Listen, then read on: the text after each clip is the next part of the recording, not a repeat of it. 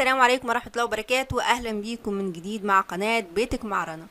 النهاردة هنتكلم معاكم عن غسالة الملابس في الاوتوماتيك زانوسي. احنا بنحاول نجيب الموديلات الحديثة الموجودة في السوق حاليا، علشان طبعا كل الناس بتشتكي من الموديلات الجديدة، مش فاهمين البرامج بتاعتها، الكيبورد بتاعتها ازاي، الكلام ده كله. دي زانوسي 6 كيلو 800 لفة. طبعا احنا هنشرح ازاي بتستخدميها، وهنشرح كل حاجة، وهنقولك تستخدمي ايه وايه الافضل ليها علشان نحافظ عليها ويزيد عمرها الافتراضي. هنشوف معاكم. هنا عندي اول حاجة التمبريتشر اللي هي درجة الحرارة. طبعا هنا اول حاجة يبقى انا كده هغسل على البارد، مش هسخن خالص، هغسل بالمية من الحنفية عادي. لو انا ضغطت عليها تاني هيديني 30، هضغط تاني 40 50 60 90 وهكذا. طب درجة الحرارة ديت انتي مش مضطرة ان انتي تختاريها او تغيريها. البرنامج اول ما انا بختاره بيديني كل الاختيارات دي، بيحدد لي درجة الحرارة، بيحدد لي العصر، بيحدد لي الكلام ده كله. طب انا بستخدمها امتى؟ لو انا عايزه اغير الدرجه بتاعه البرنامج، يعني البرنامج مثلا اشتغل واداني على درجه حراره 60، انا عايزه اغسل على البارد، فخلاص هبدا اضغط عليها لحد ما تنور جنب اللمبه الحاجه اللي انا عايزاها. طب السبين ديت الدوران او العصر. اول حاجه عندي ديت منع العصر، لو انا دوست هنا فنورت هنا يبقى انا كده مش هعصر. العلامه التانية ديت الغساله مش هتعصر ومش هتطرد الميه، يعني الغسيل هيفضل في الميه بتاعته اللي هي ميه اخر شطفه، مش هتتصرف من الغساله. تالت حاجه ديت اللي هي عصر لين، من العلامه دي كده اللي هو زي ما تقولي ايه، عصر نص نص، يعني الغساله هتطرد الميه وهتعصر عصر خفيف للهدوم. طب انا بعملها امتى وليه؟ لو انا عندي هدوم خايفه عليها، من الحاجات اللي بتتمط، من الحاجات اللي فيها الاكسسوارز والكلام ده اللي انا مش عايزه الغساله تبوظها او كده، فانا بعمل نص عصر، منها تكون يعني ما فيهاش ميه كتير، ومنها برضو اكون حافظت عليها. بعد كده بغير عدد اللفات بتاعي 400 600 800. الايديال بتاعي او الامثل في اي غساله سواء كانت زياده عن 800 او 800 فهو ال 800، يعني رقم 800 هو افضل حاجه بالنسبه للحفاظ على موتور الغساله. بعد كده عندي الشاشه دي بتبين عندي التايم بتاعي، البرنامج هياخد قد ايه. لو انا عايزه ازود الوقت ده بضغط هنا، ده التايم مانجر بتاعي. طب لو انا عايزه اقلل الوقت ده وشايفاه كتير قوي، مثلا 3 ساعات ساعتين ونص، فانا عايزه اقلله، فخلاص انا بضغط هنا فهو اوتوماتيك بيقلل لي الوقت بتاع البرنامج. طيب بعد كده الاربعه دول، اول حاجه بري ووش ده انا بشغلها، يعني بيدي دوره غسيل صغيره كده قبل ما يبدا الغسل، يعني قبل ما يبدا الدوره الاساسيه، كاني اديته برنامج صغير. ده بستخدمه لو انا عندي الملابس اللي عندي متسخه قوي او فيها تراب او حاجات من الجنينه والكلام ده، فانا عايزه اديها دوره صغيره قبل البرنامج الاساسي. البري ووش بيزود لي الوقت بتاع البرنامج 30 دقيقه، نص ساعه. فانا كل ما بغير اي حاجه في الحاجات دي فهو كده بيزود لي في الوقت بتاع البرنامج بتاعي. طيب الايزي ايرون ده اللي هو سهولة الكوي، لو انا عايزة الهدوم بتاعتي تطلع سهل ان انا اكويها. كان في اختيار زمان في الموديلات القديمة اسمه منع الكرمشة، هو شبهه كده بس ده طبعا على افضل شوية مع التقدم اللي بيحصل. الاكسترا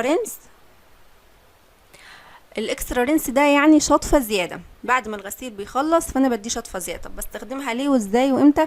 طيب لو انا ضغطت عليها هتبدأ تشتغل.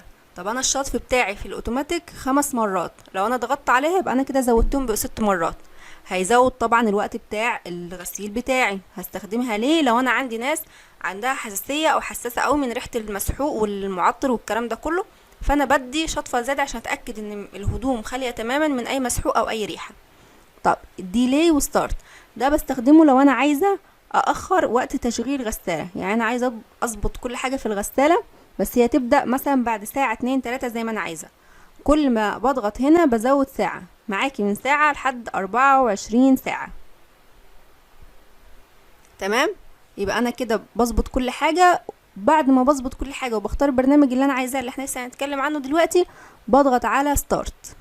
ده كده هتبدأ الغسالة تشتغل، البرنامج بتاعي هيبدأ يشتغل والغسالة تبدأ تشتغل. ده ستارت اند بوز، لو انا عايزة اوقفها في النص فانا بضغط على بوز وبعد كده ادوس عليها فتبدأ ان هي تشتغل تاني. كده ديت الكيبورد بتاعت الغسالة الصغيرة. طيب لو احنا مثلا خلاص احنا خدنا دي وشفناها كويس قوي، عايزين نشوف اللي هي البرامج بقى اللي انا مفروض استخدمها. دي البكرة بتاعت البرامج، طبعا يعني شكل متعارف عليه. اول حاجة معايا ده الاون والاوف. يعني البكرة ديت انا هجيبها هنا هتبقى الغسالة اون، هجيبها هنا مرة تانية هتبقى الغسالة اوف. فانا اول ما هشغل الكهرباء هاجي هنا علشان تبقى اون، وبعد كده هبدأ ان انا اختار برنامج من دول. طيب ايه بقى نظام البرامج دي؟ يبقى اول حاجة الكوتون فليكس ده بيستخدم للملابس القطنية. طيب السينتيتكس ده بيستخدم للأقمشة الصناعية، يعني اي حاجة عندي مش قطن من القماشة الصناعية ديت انا بستخدم معاه السينتيتكس.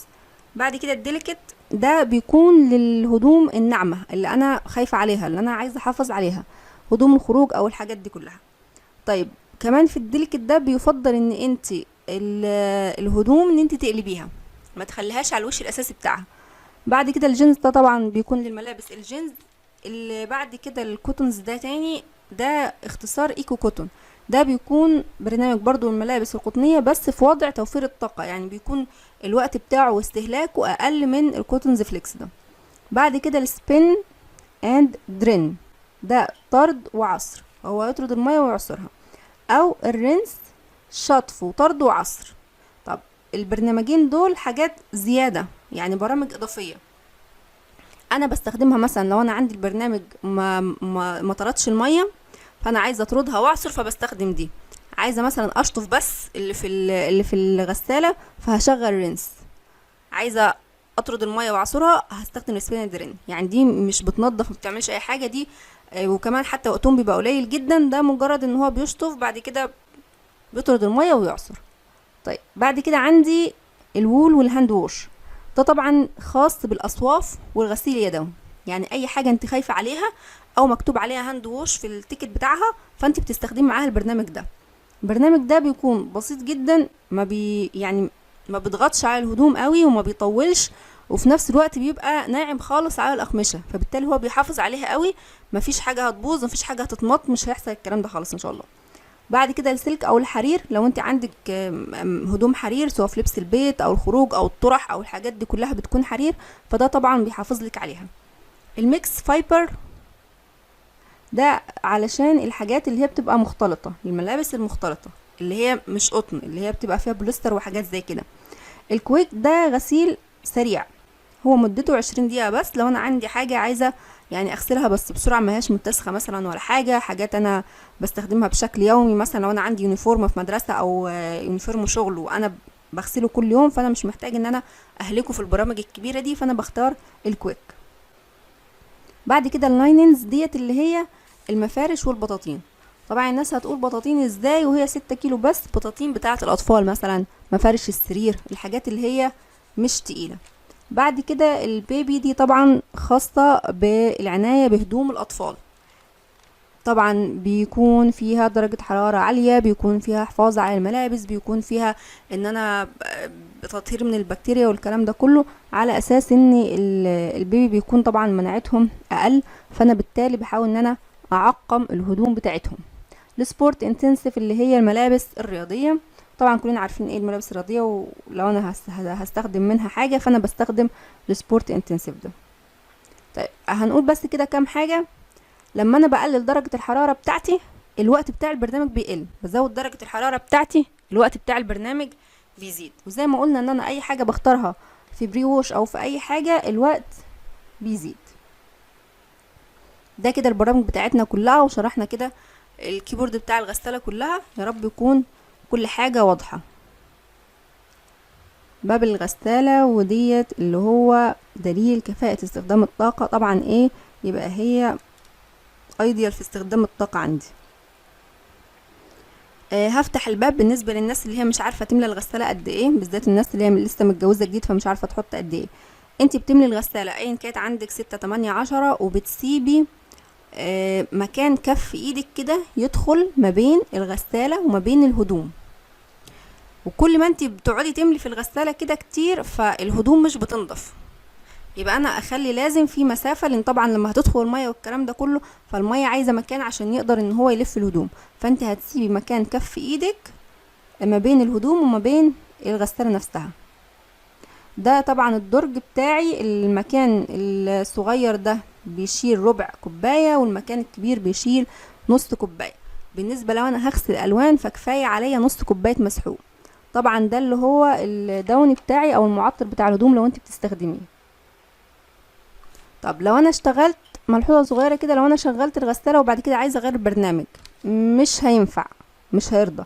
فانا المفروض اعمل ايه علشان اغير البرنامج؟ لازم اعمل ادوس على ستارت وبوز او ادوس على اون واوف، يعني اوقف الغسالة خالص، بعد كده اغير البرنامج اللي انا عايزاه وبعد كده ارجع اشغل الغسالة بتاعتي.